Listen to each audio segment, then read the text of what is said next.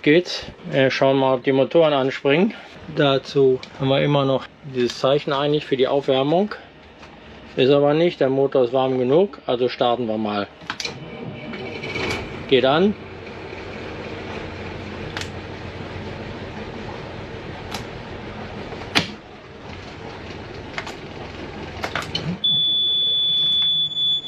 Das zweite ist auch an. Das Lichtmaschinensignal.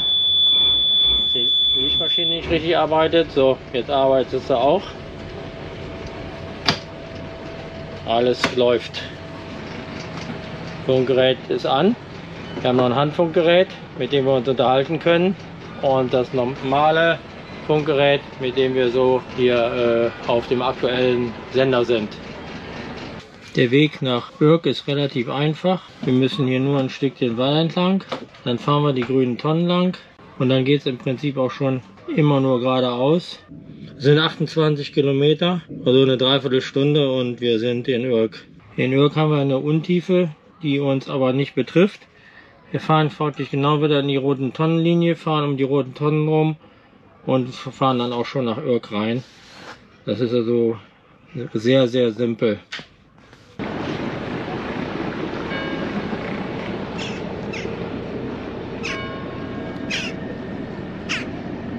Die Crew ist abfahrtbereit. Heute sollen es 14 Stunden Sonne sein. Wir verlassen jetzt den Hafen.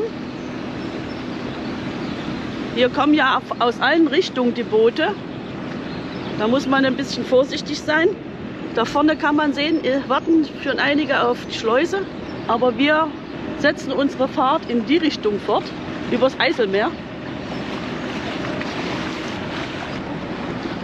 Ja, Aufbruchstimmung. Mehrere Segler haben auch losgemacht. Auf dem Weg nach Oerk. Es ist etwas kühl, sodass man nicht in kurzer Hose und T-Shirt fahren kann. Die Kuh winkt. Ab der Nordgefahrentonne geht es jetzt schnell und Frank und Claudia geben schon Gas. Jetzt geht es an den grünen Tonnen entlang bis da hinten. 21 Kilometer sind es bis Oerk. Das macht man innerhalb von einer halben Stunde. Ja, wir sind auf dem Weg nach Oerk. Das ist ja nur ein Katzensprung rüber von Enkhuizen. Aber hier auf dem Eiselmeer, obwohl nur wenig Welle ist, ist es deutlich unruhiger als auf der Nordsee. Auf der Nordsee fahren bei schönem Wetter macht viel mehr Spaß, weil das eine angenehme Gleitfahrt ist. Hier ist das doch eine gewisse Schaukelei, keine großen, aber doch kleine Schläge. Und das ist nicht so angenehm. Ja, wir kommen jetzt hier. Der Berufsschiffer ist schon an uns vorbei. Und wir fahren jetzt hier an den roten Tonnen vorbei, in die Beine rein. Und dann sind wir schon in Oerk. Das sind so noch ein paar Minuten. Jetzt ist uns auch noch der linke Drehzahlmesser reingefallen. Das kann ich erst später reparieren. Aber wir können uns auch gut an den Turbodruckanzeigen orientieren und haben dann immer die Gewissheit, gleiche Drehzahl zu haben. Vor Oerk ist es etwas ruhiger geworden. Wir werden hier durch das Land, durch den Wind etwas geschützt. Man merkt auch, dass in Oerk größere Schiffe anlegen. Die Tiefe des Eiselmeers ist hier auch etwas größer.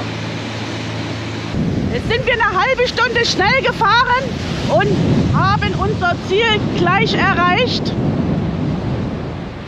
Da ist die Stadt und da vorne ist die Einfahrt.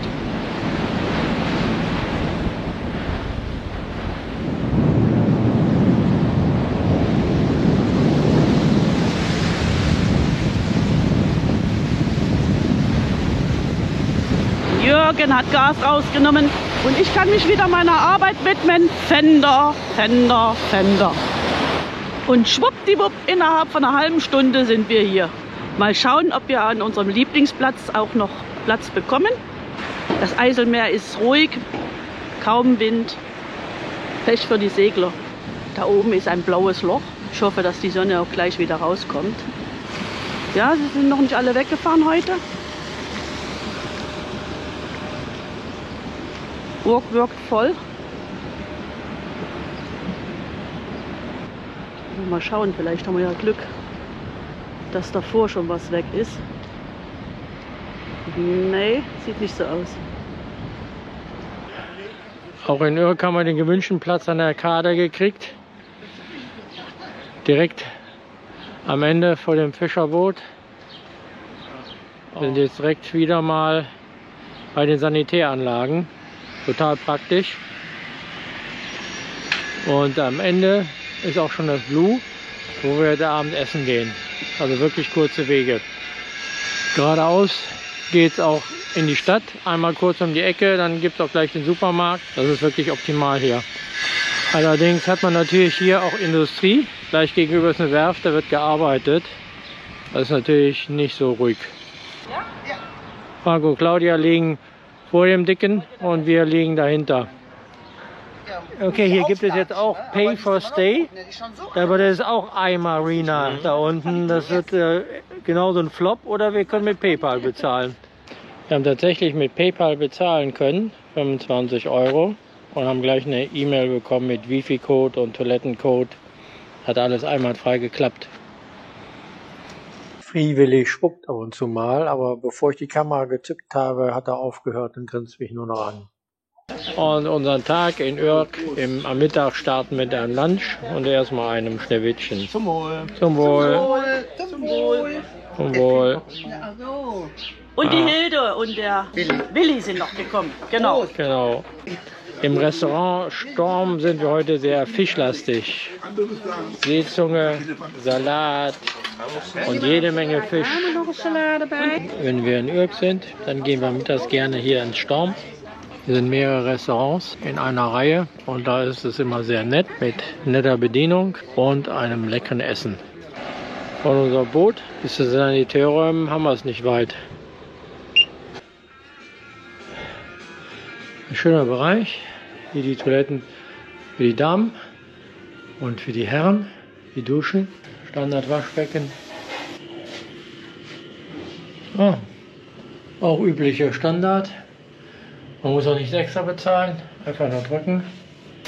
Hier sind die Toiletten, klein, aber fein. Ein sehr schönes Gebäude.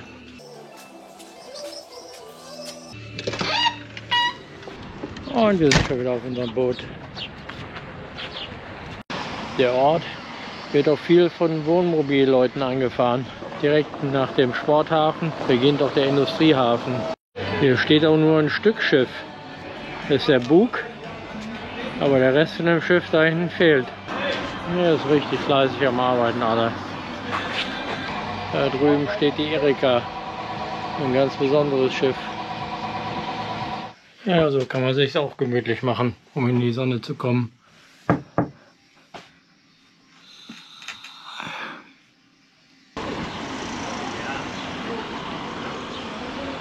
Zum Abschluss geht es nochmal ins Blue. Das ist ein Sushi-Restaurant mit extrem leckerem Essen. Das wollen wir jetzt nochmal genießen. Und wir sitzen am selben Tisch wie im letzten Jahr. 22. September war das letzte Mal, dass wir hier waren. Mit Sushi und Sashimi geht unsere kulinarische Reise 2021 zu Ende. Morgen geht es dann nur noch zurück nach der Klink. Schlauchboot haben wir diesen Urlaub benutzt. Es hing also nicht nur sinnlos hier an der Davids. Die Werft hat uns heute um 8 Uhr schon etwas Nerven gekostet. Urk ist immer wieder eine Reise wert. Das Essen gestern Abend war auch sehr schön. Auch wenn es anders war, als wir uns das erdacht haben. Die Internet-Speisekarte stimmte nicht mit der eigentlichen Speisekarte überein. Von daher ja, waren wir erst etwas verblüfft. Aber dann war es doch lecker. Der Hafenmeister hat uns noch so einen Zettel gegeben und ein paar Prospekte. Das hat hier wunderbar mit PayPal bezahlen geklappt.